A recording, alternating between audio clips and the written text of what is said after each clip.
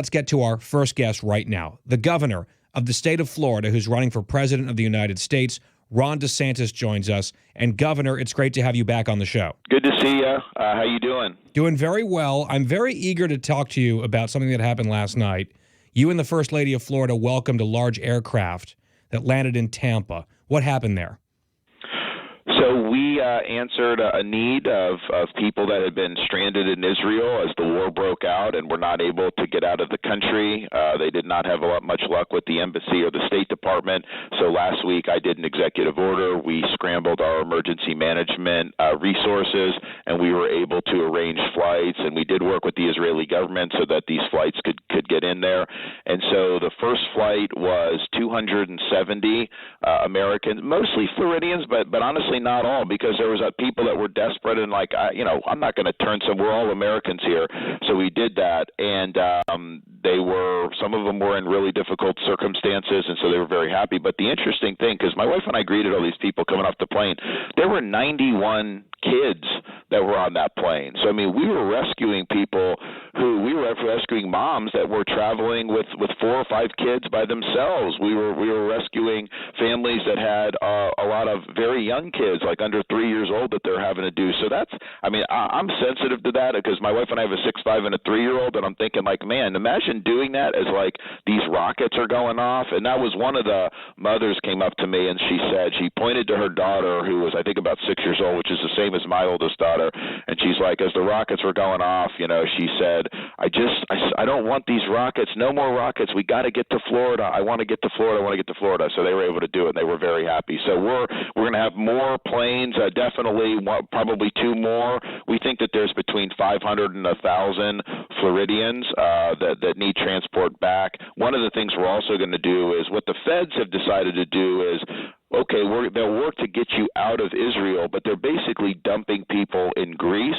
Well, the problem is like these folks, they don't know anything about Greece. They need to get back to the United States. So our planes will likely stop in Greece and help load up some people who are stranded there by the federal government. So you're helping to pull American citizens, many Floridians, out of Israel and then also out of Greece. My understanding, Governor, is that the Biden State Department, under their policy, is they are charging people for the cost of getting out. So they're being evacuated by boat and other means.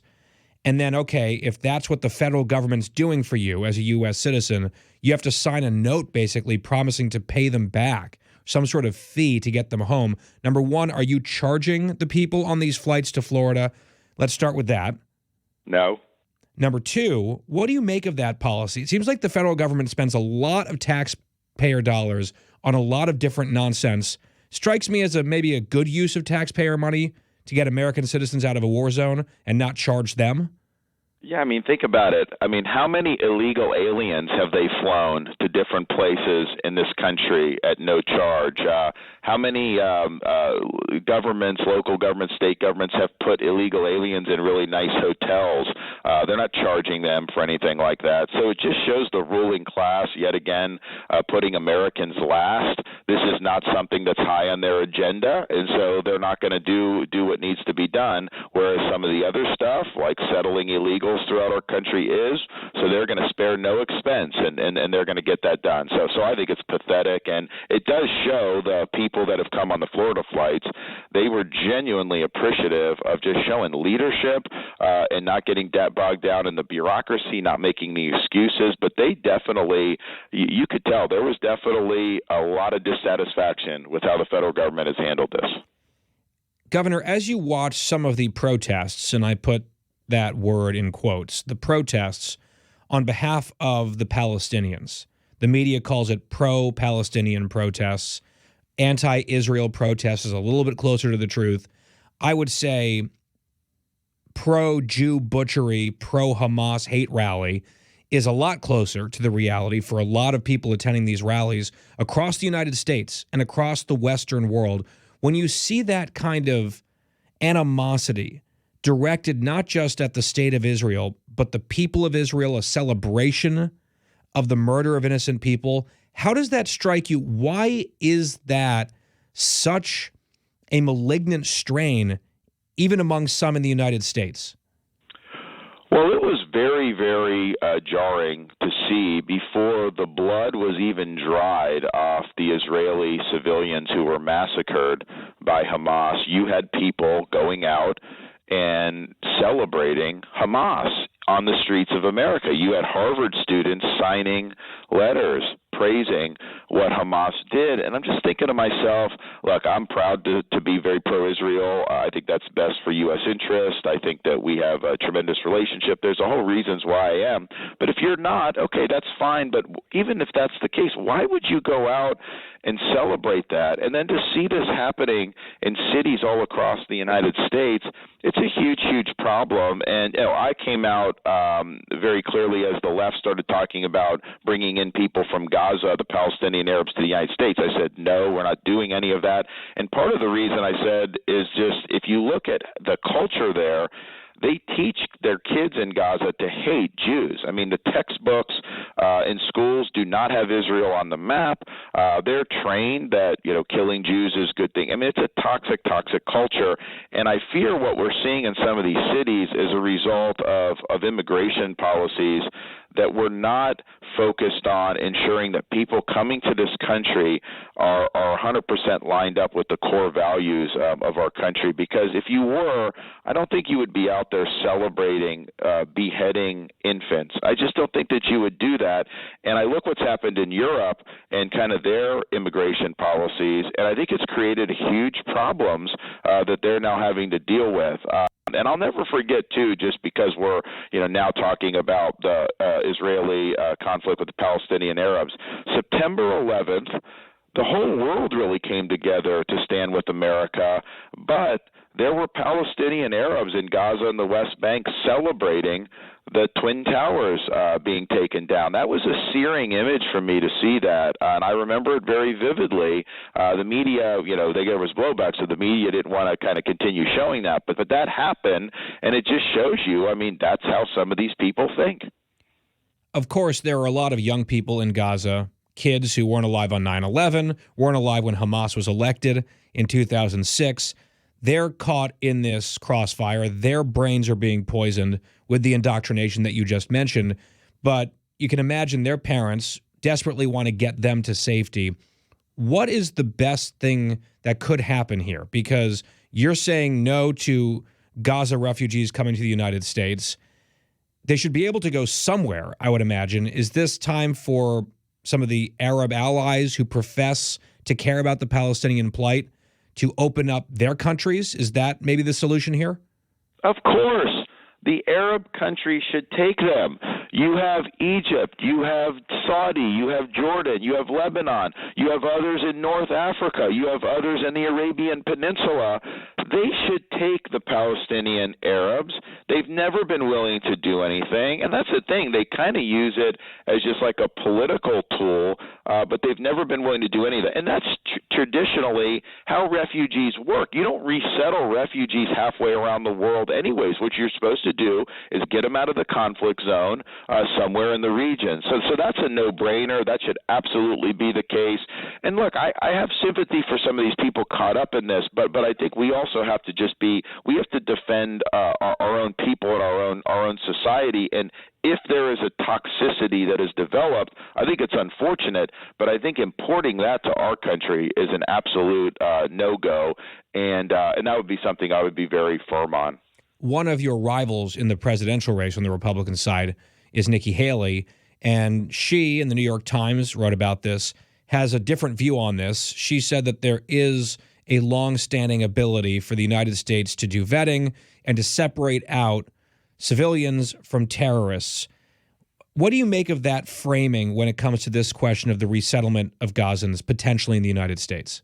We do not have a good ability to do that. We failed at doing that. I mean, we've brought people in from other parts of the world. I mean, some of the people from Somalia have gone on to commit terrorist attacks in places like Minnesota. They've been arrested for terrorism. So we don't have an ability to do that. And so that's absolutely not something. I reject that entirely with that. And it's also just, it's not in our interest to be bringing people in from the Gaza Strip to the United States of America. We got to start doing what's in the best interest interest of the American people, and don't worry about virtue signaling or don't worry about what elites think about this. And so it's not something that is done. But I do think we just have to be honest with ourselves. You know, it's not saying everyone in the Gaza Strip is a member of Hamas, although they did elect Hamas back in the day, and I guarantee you support amongst the population in the Gaza Strip for those attacks on Israel probably is very, very high in terms of public opinion. But it doesn't even matter if they're part of that. I mean, if they have kind of this embedded in their worldview, which they do, and it's sad and it's nasty, but it's true. You know, that is exactly what we can't have in the United States. We gotta unite this country, Guy. I mean, we gotta be united on the core principles. We can all have differences. You and I can debate welfare policy, all that. That's fine. That's healthy. And even have really strong disagreements. And in Florida, we've taken strong stands and won big fights.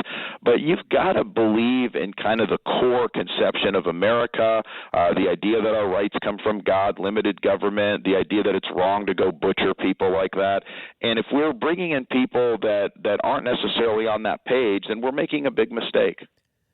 When I asked you a few moments ago about the pro-Hamas, the effectively pro-Hamas rallies in the United States, one of the senators from your state, Marco Rubio, he put out a statement asking the Biden administration to follow existing law, Rubio says, and if there are foreign national students who are supporting Hamas, to deport them, to throw them out of the United States. Is that a policy? Is that a plan that you think makes sense? Yes, absolutely. I mean, you don't have a right to be here on a visa. You don't have a right to be studying in the United States, and we have a right to defend our people. And I think that having that is a huge problem. And our universities, it's like, okay, they've had a huge problem. I mean, like, we all know we've railed against leftism in universities. I'm one of the only guys in America that's actually done something about it. If you look at what we've done in Florida, I could come back and talk about that at some time because I think it's an important discussion that conservatives aren't just ceding these institutions. We're reclaiming them in Florida, and that's why people are flocking here. But you know, I always know leftism, Marxism, like they have that at universities. But, you know, after 9/11, I don't think in our universities you had students signing letters, you know, praising what had happened there. And then now you have a situation where they're falling all over themselves to try to glorify Hamas terrorists. This is a culture that's been created in academia that is also not in the best interest of the United States. So we need to reorient academia back to its original purpose. It should be about pursuing truth and preparing people to be citizens of our republic. It should not be trying to impose radical ideologies on the students.